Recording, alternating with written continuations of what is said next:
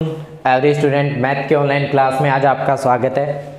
आज मैथ की क्लास रहेगी कक्षा 6 की और आज का टॉपिक है अलजेब्रा यानी कि बीजगणित।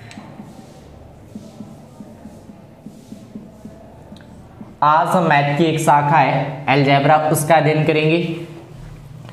सबसे पहले है अलजेब्रा की definition, a type of mathematics in which letter and symbols are used to represent number.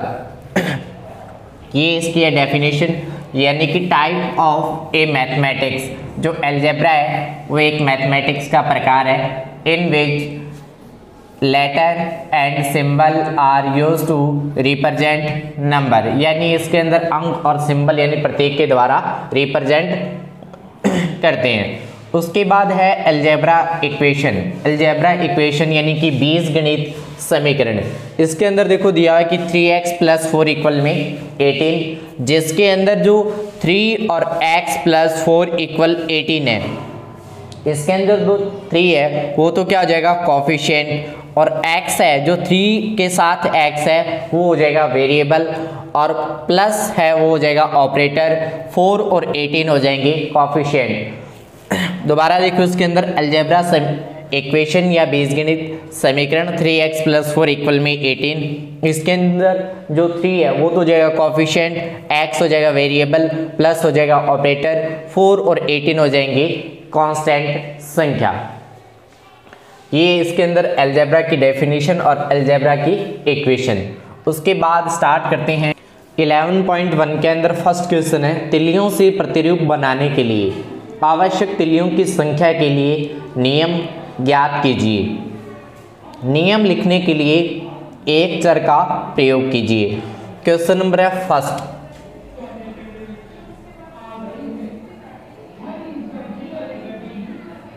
और इसके अंदर ऑप्शन है ए नंबर। फर्स्ट ऑप्शन के अंदर देखो कि टी का इसमें दिया है अक्षर टी का टी प्रतिरूप या टी के रूप में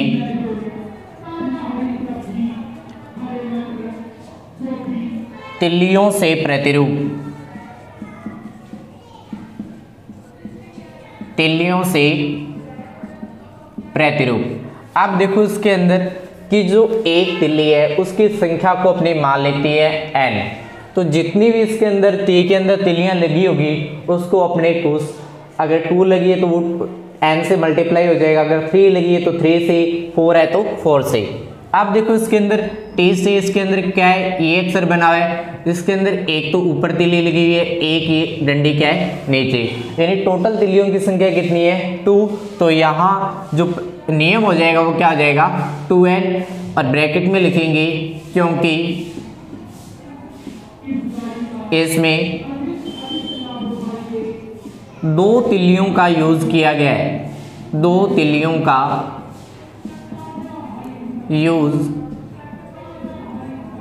किया गया है, यानी इसके अंदर 2 तिल्लियों का यूज किया गया है। उसके बाद है सेकंड, सेकंड के अंदर है अक्षर z का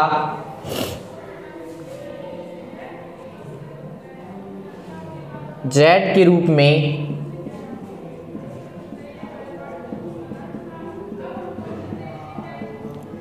तिलियों से प्रतिरूप,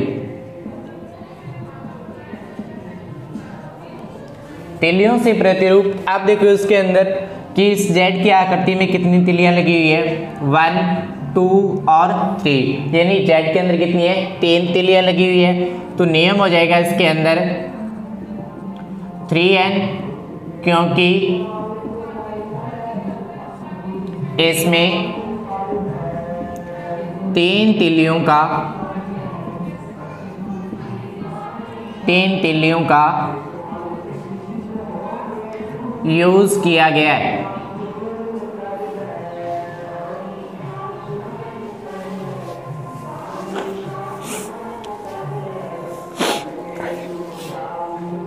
फिर है ऑप्शन नंबर सी।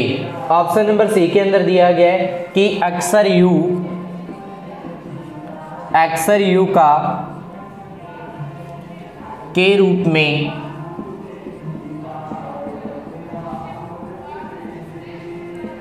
तिल्लियों से प्रतिरूप। आप देखो इसके अंदर जो यू के अंदर है वो तिल्लियों से प्रतिरूप क्या है कि इसके अंदर फर्स्ट, सेकंड और थर्ड तिल्लियां कितनी लगी हुई है, 3 लगी हुई है, इसलिए नेम क्या हो जाएगा 3n, क्योंकि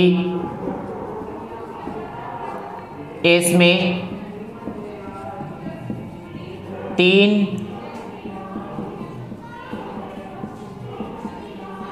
तिल्लियों का यूज किया गया है। इसके अंदर 3 तिल्लियों का यूज किया गया है। अब देखो इसके अंदर फर्स्ट के अंदर दोबारा देखो इसके अंदर टी के रूप में तिल्लियों से प्रतिरूप। जब देखो टी बनेगी, टी के अंदर क्या है कि 1 और 2 कितनी तिल्लियां हैं 2।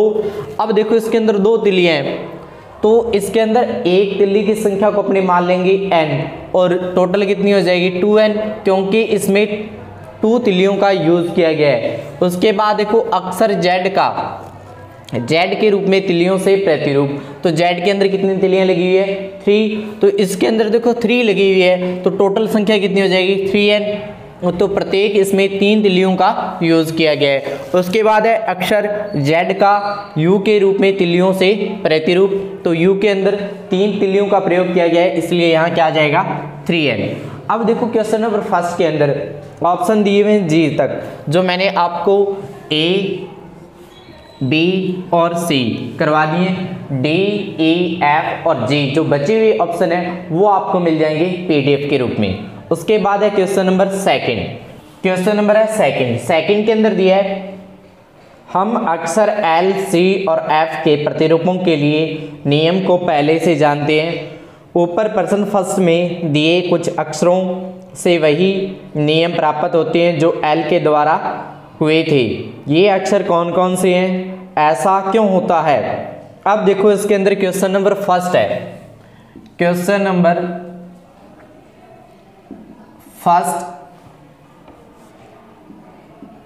नंबर फर्स्ट में option A and D, A और D है, उसके अंदर जो L के अंदर रूल प्राप्त होता है वही A और D के अंदर होता है। अब ये क्यों होता है, क्योंकि जो अक्षर T है उसके अंदर भी अब देखो सबसे पहले L के अंदर देखो कितना तिल्लियों का प्रयोग होता है 2, तो रूल क्या हो जाएगा 2n। अब देखो इसके अंदर कि एक तो ऑप्शन है टी के अंदर भी कितनी तिल्लियां हैं 2, तो रूल क्या हो जाएगा 2n। उसके बाद D के अंदर क्या है V के अंदर भी कितना है 2 तिल्लियां, तो रूल क्या हो जाएगा 2n, क्योंकि इसमें 2 तिल्लियों का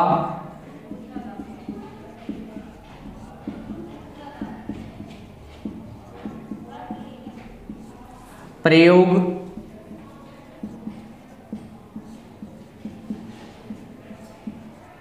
किया गया है। ये हो गया आपका क्वेश्चन नंबर सेकंड। उसके बाद है क्वेश्चन नंबर थर्ड।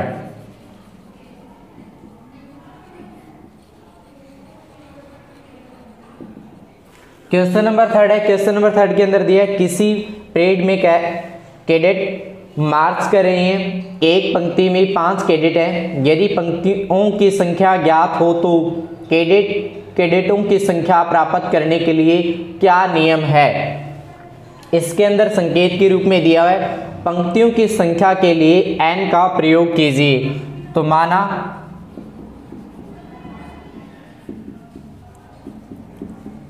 पंक्तियों की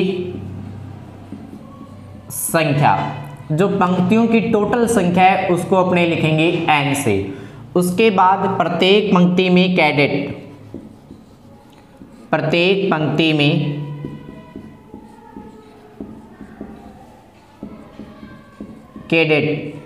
अब देखो प्रत्येक पंक्ति में कैडेट दे रखे हैं इसने 5, तो उसके बाद कुल कैडेटों की संख्या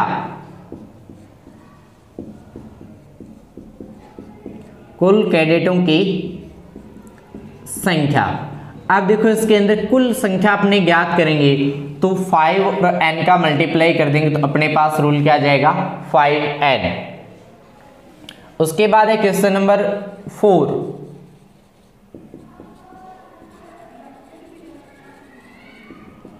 क्वेश्चन नंबर 4 के अंदर दिया है कि एक पेटी में 50 आम है, एक पेटी के अंदर 50 आम है। आप पेटियों की संख्या के पदों में आमों की कुल संख्या को किस प्रकार लिखेंगे यदि पेटियों की संख्या के लिए b का प्रयोग किया जाता है। माना पेटियों की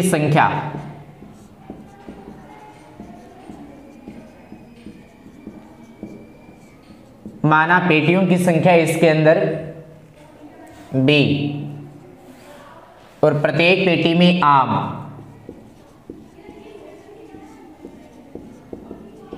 प्रत्येक पेटी में आम, जो आम है वो है प्रत्येक पेटी में 50। तो कुल आमों की संख्या, कुल आमों की संख्या हो जाएगी 50b। ये हो जाएगा आपका क्वेश्चन नंबर 4 कंप्लीट।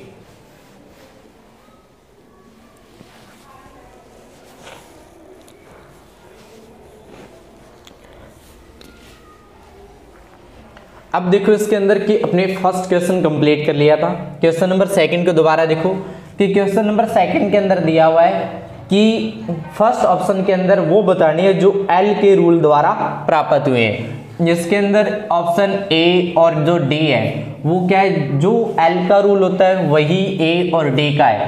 क्यों है, क्योंकि ए के अंदर तो क्या है टी और डी के अंदर क्या है वी। एल के अंदर भी 2 तिल्लियां होती है, टी और वी के अंदर भी कितनी 2 तिल्लियां होती है, इसलिए इसमें 2 तिल्लियों का प्रयोग किया गया है। रूल हो जाएगा इसके अंदर 2n।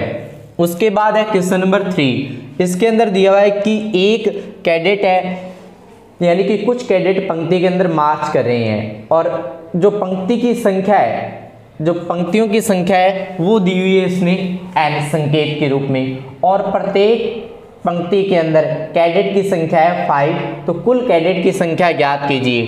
तो माना पंक्ति में पंक्तियों की संख्या वो कितनी है n, और प्रत्येक पंक्ति में कैडेट है वो 5, को कुल कैडेट की संख्या कितनी हो जाएगी 5n। उसके बाद है कि प्रत्येक पेटी या एक पेटी के अंदर आम की संख्या है दे रखी है 50। तो उसके अंदर दिया हुआ है संकेत के रूप में कि पेटियों की संख्या है वो कितनी है b है। तो कुल आम की संख्या ज्ञात कीजिए। तो अपने लिखेंगे माना पेटियों की संख्या है b और प्रत्येक पेटी में आम की संख्या है 50, कुल आमों की संख्या हो जाएगी 50b। ये हो जाएगा आपका क्वेश्चन नंबर 4 कंप्लीट। उसके बाद है क्वेश्चन नंबर 5। प्रत्येक विद्यार्थी को 5 पेंसिल दी जाती है शिक्षक के द्वारा। विद्यार्थियों की संख्या ज्ञात होने पर क्या आप कुल वांछित पेंसिलों की संख्या बता सकते हैं। विद्यार्थियों की संख्या के लिए एस का प्रयोग कीजिए। क्वेश्चन नंबर है 5।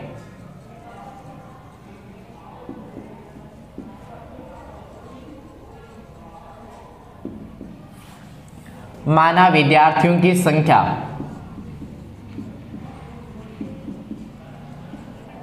नंबर ऑफ स्टूडेंट्स वो इसके अंदर संकेत के अंदर दी हुई है एस। उसके बाद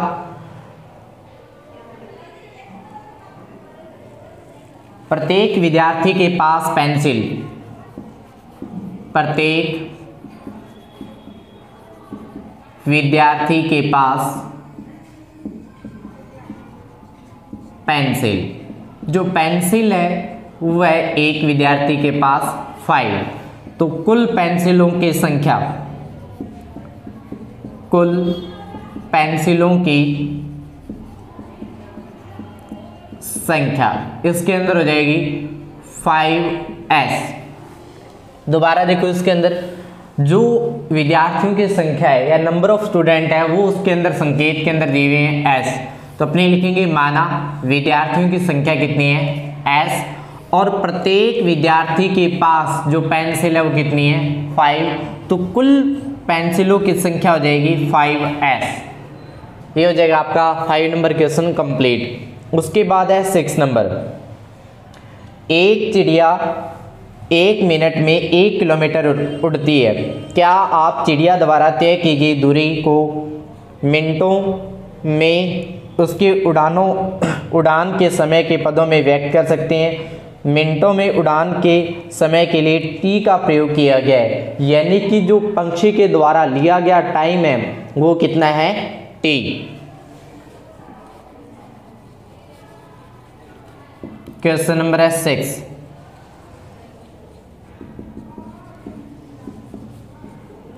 पक्षी के द्वारा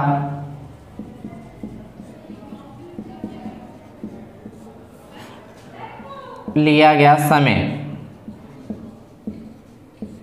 तो वो इसने संकेत के अंदर दिया हुआ है टी।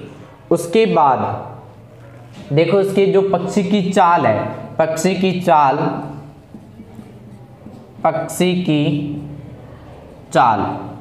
चाल हो जाएगी दूरी बटा समय, यानी कि हो जाएगा 1/1 इक्वल में 1 और आ जाएगा किलोमीटर प्रति घंटा। उसके बाद देखो पक्षी द्वारा तय की गई दूरी, पक्षी द्वारा तय की गई